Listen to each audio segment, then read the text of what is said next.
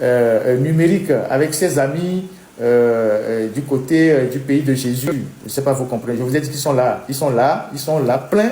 Ils sont là, on leur donne beaucoup d'argent pour la surveillance. Et c'est des gens qui sont en contact direct avec le ministre de la Sécurité, parce que quand il était ambassadeur en France, c'est lui qui gérait aussi Israël. Donc c'est lui qui allait là-bas traiter avec eux, et c'est lui qui pilote tout ça dans l'ombre. En tout cas, sur la question de la surveillance numérique avec l'implication des Israéliens, c'est beaucoup plus ce ministre-là que vous voyez très calme comme ça, peu bavard, mais qui est très, très, très impliqué dans des choses pas possible. J'en reviendrai largement plus tard. Et donc, Madame Nyakadé a été... donc, on a entendu hier le communiqué du fameux procureur, le procureur de tous les dossiers bizarres. Et donc, ce qui a attiré mon attention dans son communiqué que j'ai relu ce matin, il disait que oui, au cours de sa garde à vue, que Mme Nyakadé a délibérément détruit un élément de preuve afin d'entraver le cours de la justice. Donc, je vous ai parlé de cette histoire de téléphone qui sont partis rechercher le lendemain. Et donc, ils n'ont trouvé que le bout. Alors, quand on lit le communiqué du procureur, la question est de savoir à quel moment elle a détruit ce qu'ils appellent élément de preuve. C'est quand elle était en garde à vue au sein de la DCPJ. Alors, quand elle était en garde à vue dans l'ancien de la DCPJ, elle avait le téléphone. Elle était en possession de téléphone qu'elle a détruit. Si c'est le cas, comment le téléphone s'est retrouvé alors, le bout du téléphone s'est retrouvé à son domicile alors qu'il n'y était plus. Et donc, vous voyez que tout ce scénario n'est soutenu par aucun élément probant. Parce que s'ils avaient des éléments probants, ils ne peuvent pas se plaindre dans un communiqué qu'il y a un téléphone qui a disparu ou bien il y a un élément de preuve qui a disparu. Si vous dites qu'il y a un élément de preuve qui a disparu, c'est que vous n'avez pas de preuve pour l'inculper. Vous n'avez pas suffisamment d'éléments pour l'inculper. Donc, le communiqué même du procureur porte déjà même énormément de contradictions. Vous dites qu'elle a détruit un élément de preuve lorsqu'elle était en garde à vue. Donc, quand elle était en garde à vue, elle avait l'élément de preuve avec elle. Mais vous l'avez arrêtée à Tokyo Solidarité. Vous l'avez amenée à la DCPJ. Elle était sous votre surveillance. À quel moment elle a sorti cet élément de preuve et l'a détruit pendant qu'elle était en garde à vue? Elle avait mis ça dans son slip ou elle avait mis ça dans son sein, dans ses seins? Vous voyez comment... Franchement, c'est incroyable. Je ne sais pas si les gens ont bien entendu ce bout de phrase. Et je vous ai dit le déroulé de ce qui s'est passé. Déjà, 10 jours avant qu'on arrête Mme Nyakadé, tout le monde savait que, parce qu'elle était sur le territoire avant de dénoncer, ils ne finiront pas l'arrêter. 10 jours avant que Mme Nyakadé ne soit arrêtée, ils avaient ressuscité une autre affaire. Mme Nyakadé a un complexe scolaire à Kara qui s'appelle, je pense, si mes informations, Fraternité.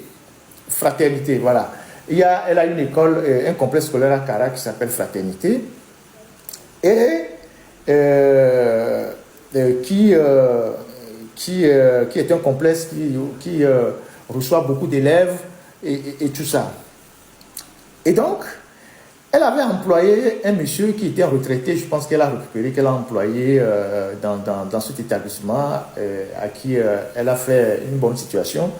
Et donc, ils ont commencé par là, ils sont allés retrouver ce monsieur-là, ils ont monté tout un dossier, c'est eux-mêmes qui ont écrit le dossier, ils ont monté le dossier, un dossier de plainte. Et le monsieur se plaint que quand il était au service de Mme Nyakadé dans cet établissement à Kara, Mme Nyakadé ne l'a pas bien traité ou ne l'a pas payé tous ses droits. Et donc, le monsieur décide de porter plainte contre Mme Nyakadé au tribunal, je pense, du travail. Ça a commencé 2 semaines avant. Et c'est le régime même qui a monté tout le dossier. Le monsieur, là, on lui a juste demandé de signer. Ils ont monté le dossier et ils ont remis ça à un avocat sulfureux aussi, que le régime utilise comme bras armé pour réduire les gens au silence, notamment les journalistes. Et cet avocat s'appelle Maître Dandakou. Je vous parlerai plus tard de cet avocat. C'est un avocat que le régime utilise énormément. On a vu ça dans la presse. Tous les journaux confirment à Lomé quand les journalistes vont dans les recours à la Cour suprême. C'est cet avocat qui est sur les dossiers, qui fait fermer les journaux. Un avocat très véreux. Je ferai un dossier spécial sur lui.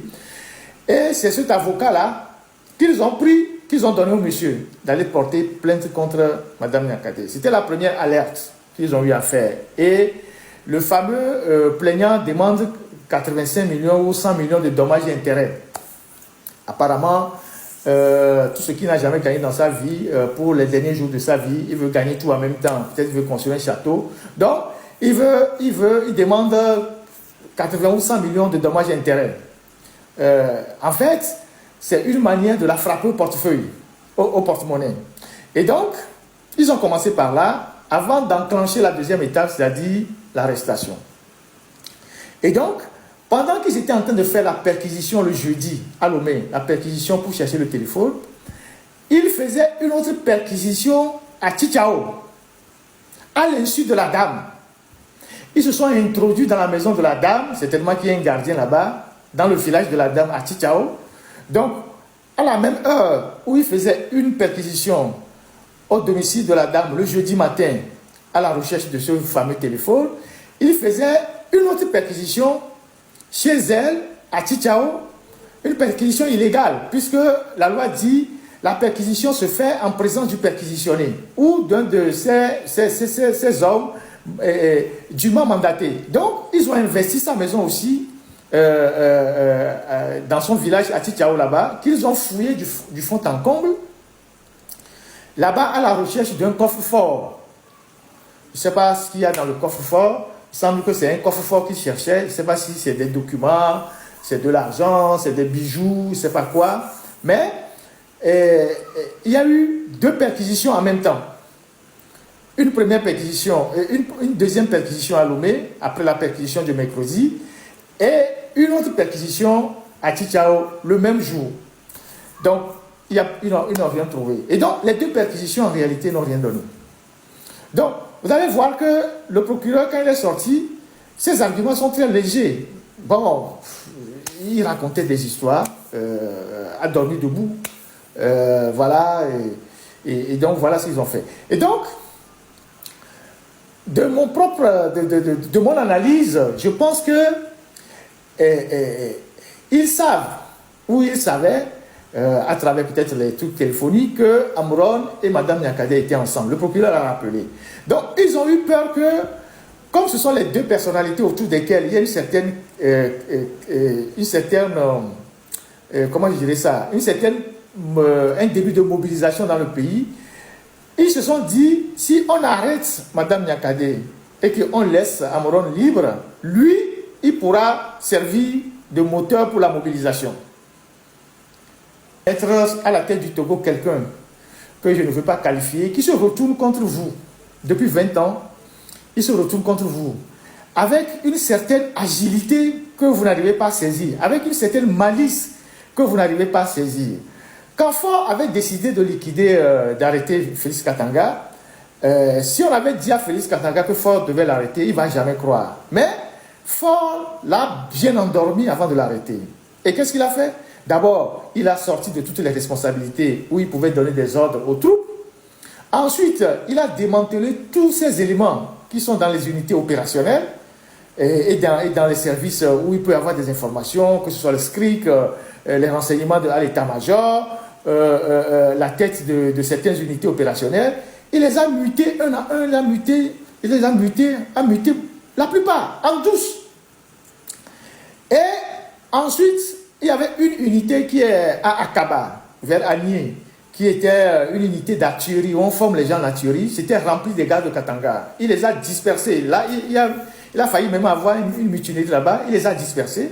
C'est quand il a fini, s'est assuré que le jour où il met la main sur Félix Katanga, rien ne va se passer, qu'il a mis la main sur lui. Et depuis, rien ne s'est passé.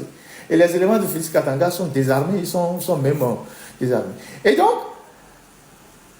quand on dit que Mme Niakate a des intentions, je ne sais pas quoi, de porter atteinte à la sécurité intérieure de l'État, je ne sais pas ce qu'ils ont dit, ça veut dire que ce n'est pas elle seule qui est visée. Donc, parmi vous des gens qu'il va arrêter. Peut-être qu'il ne va pas vous arrêter tout de suite. Il va vous endormir comme les autres. Il va faire semblant qu'il vous a oublié. Et petit à petit, il va vous piquer un à un. C'est la stratégie et la méthode de celui que vous-même vous avez fabriqué depuis 20 ans, qui est un civil, eh bien, qui arrive à dompter vous les militaires, à vous écraser, à vous neutraliser, sans qu'aucun d'entre vous n'ait le courage de dire « ça suffit comme ça ». Et donc, ce ne sont pas nous les civils qui allons venir vous libérer, vous les militaires, de l'esclavage que vous vivez. Nous, la seule force que nous avons, c'est la parole. Ce n'est pas nous, les civils, parce que le Togo apparaît comme le seul pays où les militaires espèrent, les militaires qui ont les armes, espèrent que c'est les civils qui vont venir les libérer. Le Togo apparaît comme le seul pays au monde où les militaires espèrent, les militaires qui ont des armes, espèrent que c'est les civils qui vont venir les libérer de ce qu'ils vivent. Et parfois, vous entendez des gens qui disent, oui, si vous sortez massivement, on va régler le problème. Quand les gens sortent massivement dans la rue, vous les frappez, vous les fracassez, vous les terrorisez. Oui, sortez nombreux. Quand vous sortez, l'armée va bouger, l'armée va faire ci. Quand les gens sortent, vous les frappez.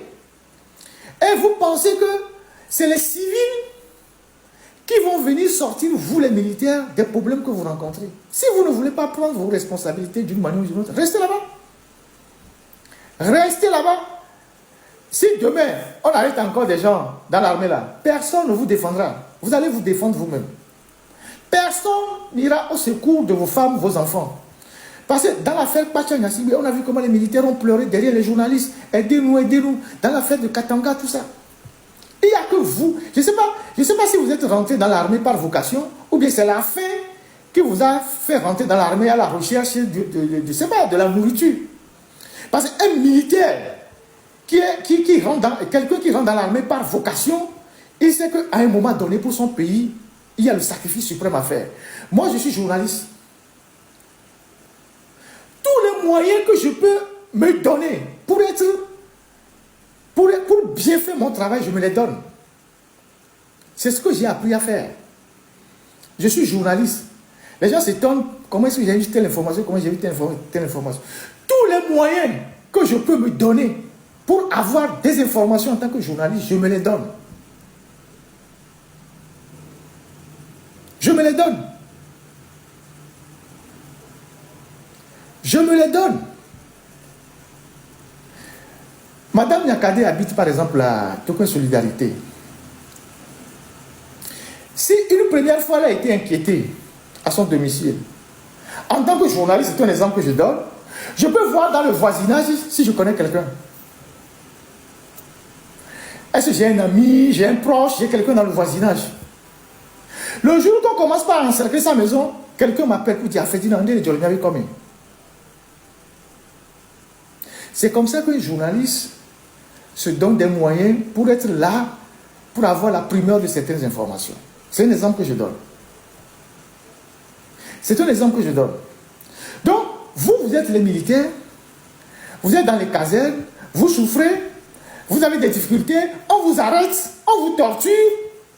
Et c'est vous qui espérez que nous, les civils, qui n'avons rien, c'est nous qui allons venir vous sortir de vos problèmes. Si, avec tout ce qui s'est passé, avec les Tidjani, avec les Pacha Nyasimbe, avec, entre-temps, les Bodjora, les Bertin Agba, aujourd'hui, les Nyakade, il y a peut-être d'autres personnes que j'ai oubliées. Ça ne vous renseigne pas suffisamment pour comprendre ce qui se passe au Togo. C'est votre problème. C'est votre problème. Si tout ce qui s'est passé depuis que Faure est arrivé au pouvoir, tous les officiers qui l'ont amené à la tête du pays, comment il s'est débarrassé d'eux, les uns après les autres, ne vous a pas suffisamment renseigné pour que vous, à un moment donné, vous ayez le courage de dire, ça suffit quand même. Restez là. Il faut préférer mourir un à un que de vous défendre et de vivre collectivement. C'est votre problème. Moi, c'est ce que moi j'ai à vous dire. Et soyez-en sûrs. Il va encore piocher certains parmi vous. Prochainement, vous allez voir. Peut-être qu'il ne va pas le faire maintenant. Il va faire semblant de vous avoir oublié. Mais il a cette tactique d'un félin très malin qui voit sa proie, mais qui fait comme s'il a oublié sa proie. Et il va vous piquer un à un. Un à un. Il a un plan sur chacun d'entre vous. Il vous voit. Parce qu'il est renseigné. Il écoute. Il sait qui dit quoi sur lui.